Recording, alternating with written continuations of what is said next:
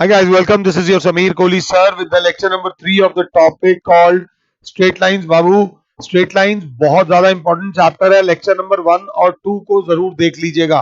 Lecture number 1 को एक बारी, लेक्चर नंबर 2 को दो बारी भी देखोगे तो भी कोई कम नहीं है, मतलब देख लेना उसको. अब लेक्चर नंबर 2 के बाद हम एनसीईआरटी की 10.1 मैंने आपको करने को बोला था, बट उससे पहले हम एनसीईआरटी के एग्जाम्पल्स देखते हुए चलेंगे. एग्जाम्पल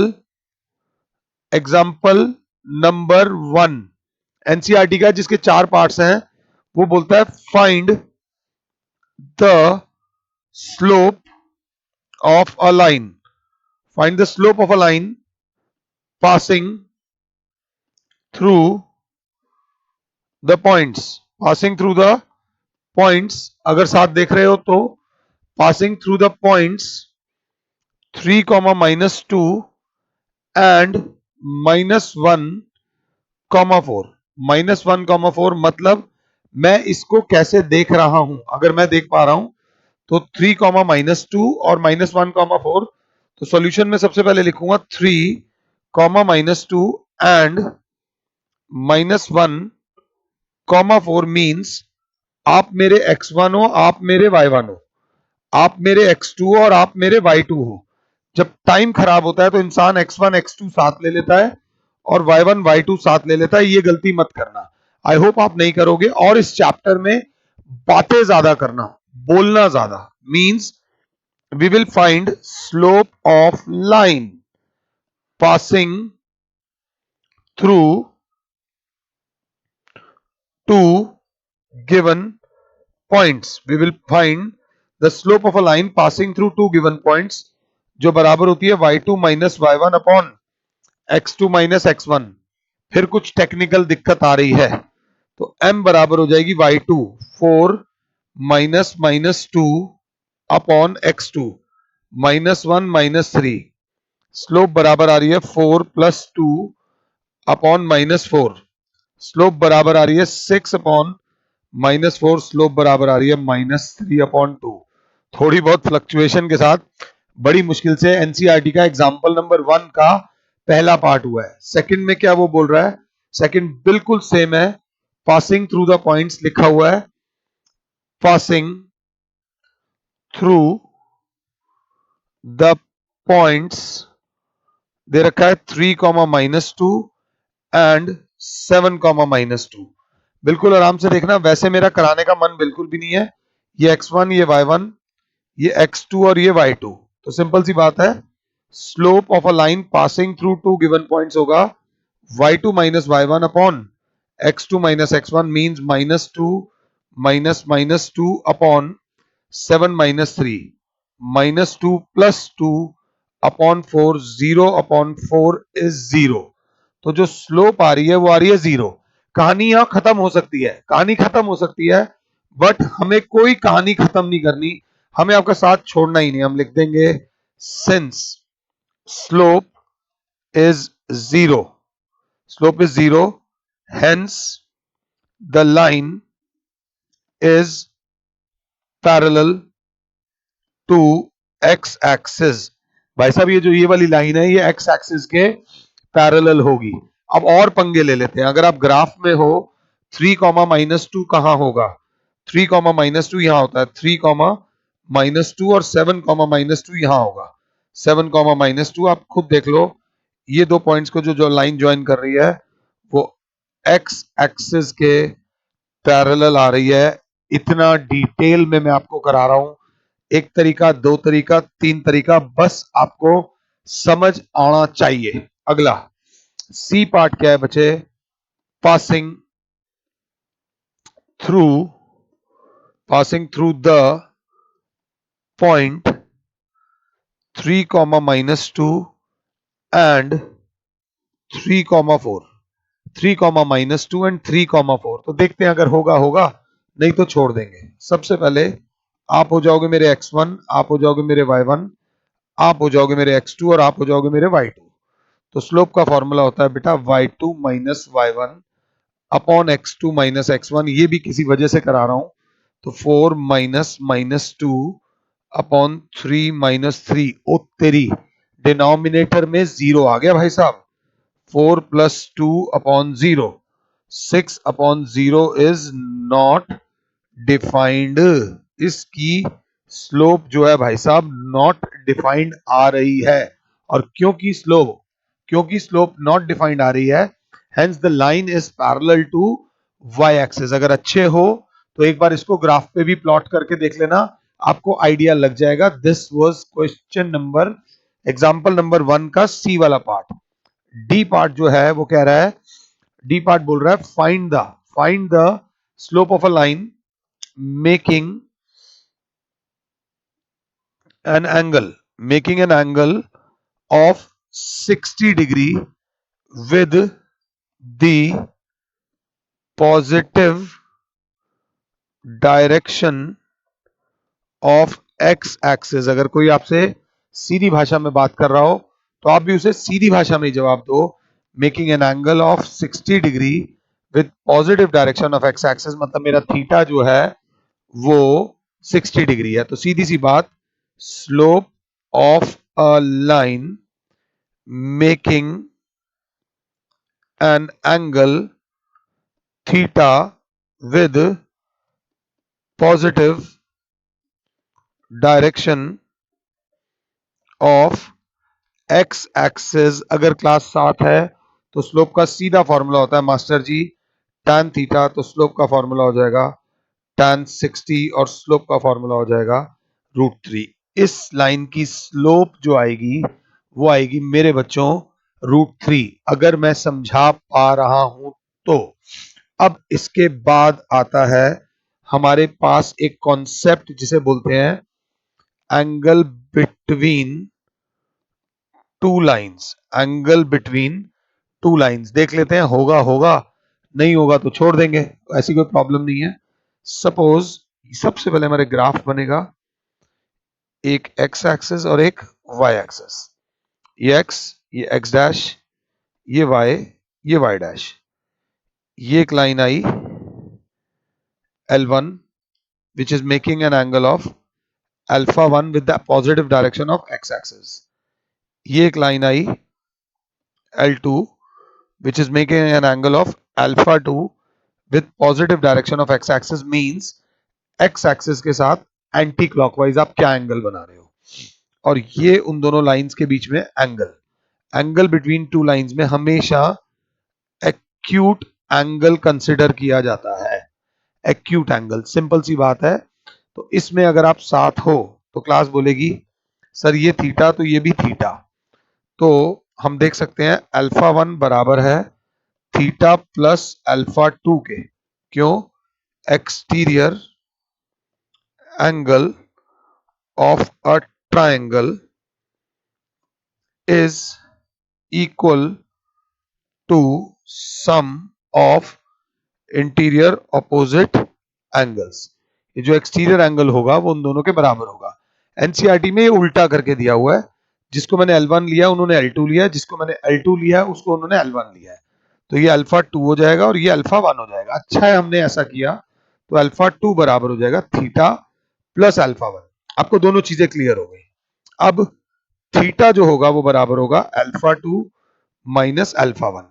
अब जो थीटा है वो बराबर है अल्फा 2 माइनस अल्फा 1, बट हमें थीटा से तो कोई लेना देना नहीं, हमने दोनों तरफ ले लिया tan थीटा। क्या ले लिया? tan theta. तो tan थीटा बराबर हो जाएगा, यहां मेरे माइंड में एक फीलिंग आ गई tan a माइनस बी की, जो होती है tan a minus tan b upon 1 plus tan a into tan b। तो ये हो जाएगी tan alpha 2 minus tan alpha 1 upon 1 plus tan alpha 2 into tan alpha 1। अगर क्लास 7 है और क्योंकि हम एक्यूट एंगल निकाल रहे हैं तो एक्यूट एंगल हमेशा पॉजिटिव आता है, जिसके लिए यहां पर हम मॉड्यूलस का साइन लगा देते हैं। तो angle between two lines tan theta is equals to mod में जो tan अल्फा 2 है, जो tan अल्फा 2 है वो है m2 slope of second line minus slope of first line upon 1 plus m1 into m2। इस कंसेप्ट को जरा ध्यान से देख लीजिएगा। Case 1 m1 minus m2 positive आता है, थीटा पॉजिटिव होगा। ये बस उन्होंने एक तरीके से दे रखा है, सिंपल चलना है, ज्यादा परेशान होने की जरूरत नहीं है। जो मैंने कराया है एक बार दोबारा कर लेना। एग्जाम्पल 2 क्या कहता है कि if the angle between if the angle between two lines is pi by 4 and slope of one line is 1 by 2, find slope of the other line। Mata Rani का नाम लो। सबसे पहले सॉल्यूशन में ये देखो, हमें दे रखा है theta is equals to pi by 4, slope of one line is 1 by 2 दे रखा है, find the slope of other line. अगर अभी पहले वाला कंसेप्ट समझ आया है तो एंगल बिटवीन टू लाइंस का फॉर्मूला होता है tan theta is equals to, चाहो तो पीछे जाके देख लो, मॉड में m2 minus m1 upon 1 plus m1 m2। Mod इसलिए लेते हैं क्योंकि एक्यूट एंगल कंसीडर किया जाता है और एक्यूट एंगल की वैल्यू हमेशा पॉजिटिव आती है। तो tan 45 डिग्री, 45 नहीं लिखूंगा, पाई बाय 4 लिखूंगा क्योंकि पाई बाय 4 पाई की टर्म्स में दिया हुआ है। tan pi by 4 is equals to m2 minus 1 by 2 upon 1 plus m2 into 1 by 2 और सारे के ऊपर लगेगा मॉड। tan पाई बाय 4 एक ऐसी वैल्यू है जो सबको याद होती है। एलसीएम आ गया 2, 2m2 माइनस 1 अपॉन एलसीएम आ गया 2, 2 प्लस m2, मॉड रहेगा, 2 से 2 चला गया, 7 हो तो 1 बराबर आ गया 2m2 minus 1 upon m2 plus 2 का मॉड। अब मॉड जब हटता है तो आपने देखा होगा 2m2 minus 1 upon m2 plus 2 को एक बार 1 के पॉजिटिव के बराबर रखेंगे और 2m2 minus 1 upon m2 plus 2 को एक बार नेगेटिव 1 के बराबर रखेंगे। जब मॉड हटता है तो एक बार पॉजिटिव का साइन आता है और एक बार नेगेटिव का साइन आएगा। एक बार m2 की वैल्यू आ जाएगी 3 और एक बार m2 की वैल्यू आ जाएगी minus 1 by 3। Linear equation in one variable cross multiply करके सॉल्व कर देना। आई होप कि मैं आपको समझा पा रहा हूं। एंगल बिटवीन टू लाइंस का कंसेप्ट मैंने अपनी तरफ से आपको पूरा करा दिया है। ये कराने के बाद सर एग्जाम्पल नंबर 3 वो क्या बोलता है कि through line through the points line through the points -2, 6 and 4, 8 is perpendicular to the line through the points 8, 12 and x, 24. Find the value of x। Find the value of x। Question को समझो, हालत बहुत खराब भी होना तो कम से कम figure जरूर बना देना, कम से कम फिगर जरूर बना देना। कहने का मतलब यह है कि line through the point -2, 6 and 4, 8 is perpendicular. भाई परपेंडिकुलर परपेंडिकुलर जैसा लगना चाहिए, परपेंडिकुलर परपेंडिकुलर जैसा लगना चाहिए। इस लाइन को नाम दे देते हैं ए बी, इसको दे देते हैं C D. Is perpendicular to the line through the points 8, 12 and x, 24। Sir diagram में अभी भी कमी है। ये सर ये जो ए बी है इसकी स्लोप ले लो m1, ये जो सी डी है इसकी स्लोप ले लो m2। सब करा रखा है लेक्चर नंबर 2 में भी और शायद लेक्चर नंबर 1 में भी। सबसे पहले हमारी हालत बहुत भी खराब होगी, हम स्लोप ऑफ ए बी निकालेंगे। फालतू बात करो बट करो जरूर। स्लोप ऑफ ए बी क्या होगी? Slope of a line passing through two given points, passing through two given points, मतलब स्लोप का फॉर्मूला हो जाएगा y2 minus y1 upon x2 minus x1, जिसमें आप मेरे x1 हो, आप मेरे y1 हो, आप मेरे x2 हो और आप मेरे y2 हो. That will be 8 minus 6 upon 4 minus 2. That will be 2 upon 4 plus 2. That will be 2 upon 6. That will be 1 upon 3. तो ये मेरी m1 हो गई 1 upon 3. आराम से. अभी लंबे मेथड से करा रहा हूं, कराने को तो डायरेक्ट भी करा सकता हूं, बट कोई भागना नहीं है, कंसेप्ट को समझना है. ध्यान से देखना please. Now slope of CD. Slope of CD में आप मेरे x1, आप मेरे y1, आप मेरे x2 और आप मेरे y2 विल बी, क्या होगी मेरे बच्चे, यही same formula, 24 minus 12 upon x minus 8. तो m2 बराबर हो जाएगी 12 अपॉन x माइनस 8. अगर क्लास 7 है तो एक की स्लोप m1, एक की slope m2. Since AB is perpendicular to CD, ये चीज गिवन है, तो वी हैव, हमारे पास एक कंडीशन होती है m1 इंटू m2 बराबर -1. अगर आपने सेकेंड लेक्चर देखा हो तो जब दो लाइंस आपस में परपेंडिकुलर होती हैं तो एक की स्लोप दूसरे की स्लोप का नेगेटिव रेसिप्रोकल होता है, मतलब 1/3 into m2, 12 upon x minus 8 बराबर होगा -1.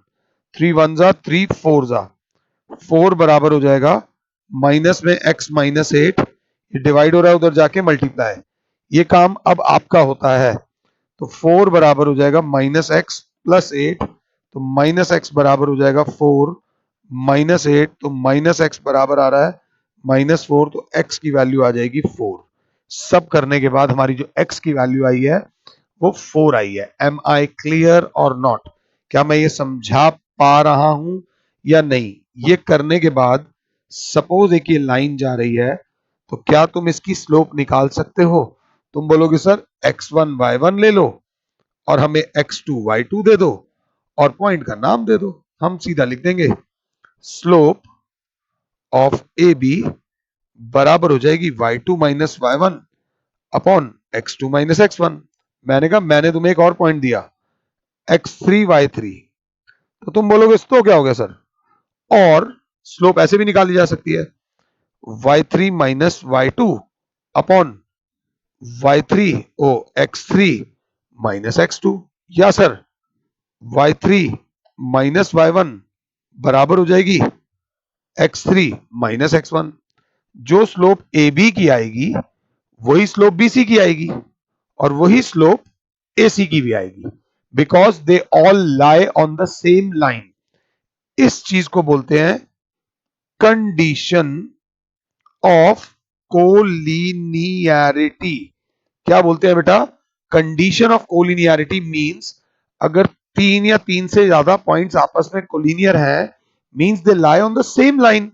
और जब आप सेम लाइन पे लाई करते हो तो स्लोप ऑफ ए बी, कहने का मतलब क्या होगा, slope of A B will be equals to slope of B C will be equals to slope of A सी.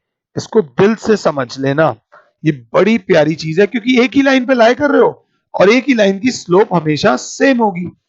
उसी के ऊपर बेस्ड है एनसीईआरटी का example number 4. Example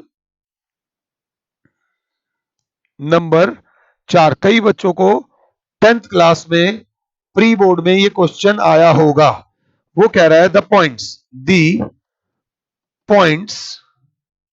P H, K, Q, x1, y1 and R, x2, y2 lie on a line. lie on a line मतलब same straight line में, मतलब collinear है. तो वो क्या कहता है, show that h minus x1 into y2 minus y1 is equals to k minus y1 into x2 minus x1. ये शो करना है. एक तो घबराना नहीं है, वर्स्ट केस में बहुत बुरा हाल भी हो तो भाई डायग्राम बनाया ना यार, आज ना मेरे को ना, मतलब मेरे को ना 4 लोगों ने मिलकर मारा। तो 4 लोगों ने अगर तेरे को मिलकर मारा तो कैसे थे वो 4 लोग, कम से कम उनकी फिगर बता दे। लड़कर आया ना, जीत कर आना, जीत नहीं सकते, कम से कम ट्राई जरूर करके आना। द पॉइंट्स, एक पॉइंट पी है, एक पॉइंट क्यू है, एक पॉइंट आर है। पी के कोऑर्डिनेट्स हैं एच कॉमा के, क्यू के कोऑर्डिनेट्स हैं x1 कॉमा y1 और x2 कॉमा y2। मैं चाहूं तो थोड़ा सा घुमा फिरा के करा सकता हूं, बट हम इसे स्ट्रेट रखेंगे। तो हम सीधा लिखेंगे क्या, since p comma q comma r are collinear, therefore slope of P Q बराबर होगी स्लोप ऑफ क्यू आर, जो कि बिल्कुल ट्रू है। बट यहां पे थोड़ा सा स्मार्ट खेलो। स्मार्ट कैसे खेलोगे सर, आंसर में h माइनस एक्स वन चाहिए। h माइनस एक्स वन के लिए पी क्यू की जगह लिखो क्यू पी, और क्यू आर की जगह, क्यू आर आपने सही लिखा हुआ है, पी क्यू की जगह क्यू पी क्यों लिखो, क्योंकि क्यू पी लिखोगे जब आप, तो ये x1 y1 हो जाएगा, ये x2 y2 हो जाएगा। तो स्लोप ऑफ क्यूपी जो हो जाएगी वो हो जाएगी k minus y1 upon y2 minus x2 minus x1 h minus x1, क्योंकि slope of a line passing through two given points होती है y2 minus y1 upon x2 minus x1, और यही बराबर हो जाएगी slope of Q R. Q R के case में ये x1 y1 है और ये x2 y2 है सर, तो क्या हो जाएगा sir, y2 minus y1 upon x2 minus x1। बेटा 11th क्लास में मैथ्स आपने ले लिया है, काफी बच्चों को मैथ्स नहीं मिला, तो ये फर्क है। अब आपको अपना गेम भी बढ़ाना पड़ेगा। 11th और 12th का मैथ्स थोड़ा अलग होता है। ब्रैकेट बना लो, क्रॉस मल्टीप्लाई कर लो, आपके सामने आंसर है k minus y one into x two minus x one is equals to h minus x one into y two minus y one. Hence proved, जो प्रूव करना था वो प्रूव हो गया। ये था एग्जाम्पल नंबर 4। एग्जाम्पल नंबर 4 के बाद आता है एनसीईआरटी का एग्जाम्पल नंबर 5। अगर आप लोग साथ हो तो वो ये बोलता है कि in the figure the time distance gram, पूरा पूरा क्वेश्चन लिखने का वैसे कोई फायदा है नहीं, बट चलो लिख देता हूं। इन द फिगर, थोड़ा लैंग्वेज पढ़ने के लिए, the time and distance graph, the time and distance graph of linear motion is given by, is given by two position of time and distance are recorded as t is 0 when d is 2 and when t is 3 d is 8। वो कह रहा है using concept of slope and find law of motion, how distance depends upon time. ये question बिना पढ़े बंदा कर लेगा, पढ़ने के बाद फंस जाएगा। तो ध्यान से देखना, हमेशा टाइम, मैंने 9th में फिजिक्स भी पढ़ाई हुई है, पढ़ाता ही हूं 9th को फिजिक्स, तो एक बात हमेशा याद रख लेना, जो टाइम होता है वो इंडिपेंडेंट एक्सेस होता है, टाइम किसी पे डिपेंड नहीं करता, और जो डिस्टेंस होता है वो डिपेंडेंट एक्सेस होता है। तो वो कह रहे हैं टाइम जब जीरो है, टाइम जब जीरो है तो डिस्टेंस 2 है, 0,2, और टाइम जब 3 है तो डिस्टेंस 8 है, टाइम जब 3 है तो डिस्टेंस 8 है। तो कह रहे हैं how does time depends upon distance. तो जो पहला एक्सेस है वो टाइम का है, और जो दूसरा है वो डिस्टेंस का है। तो टाइम को हमने लिख दिया t से और डिस्टेंस को हमने लिख दिया d से। क्योंकि उन्होंने आंसर भी टी और डी की टर्म्स में दिया हुआ है। ये ले लिया पॉइंट ए बी और ये ले लिया सी। तो since it is a linear relation, linear relation का मतलब होता है all the points lie on a same straight line, therefore slope of A B, जो ए बी की स्लोप होगी वही होगी slope of B C. Linear relation का मतलब ही यह है कि आप सेम स्ट्रेट लाइन पे लाई करते हो। हम फिर वही स्लोप का फॉर्मूला यूज करेंगे, slope of a line passing through two given points. तो अगर मेरी क्लास 7 है, ए बी की स्लोप हो जाएगी बेटा 8 -2, ये x1 y1 का रोल अदा करेगा, ये x2 और y2 का, अपॉन 3 - 0 बराबर BC के केस में 8 - d अपॉन 3 - t। ध्यान से देख लो, आराम से देख लो। 6/3 is equal to 8 - d upon 3 - t। थोड़ा सा फ्लक्चुएशन आ रहा है, थोड़ा सा एडजस्ट कर लो, प्लिंग प्लिंग करके आ रहा है।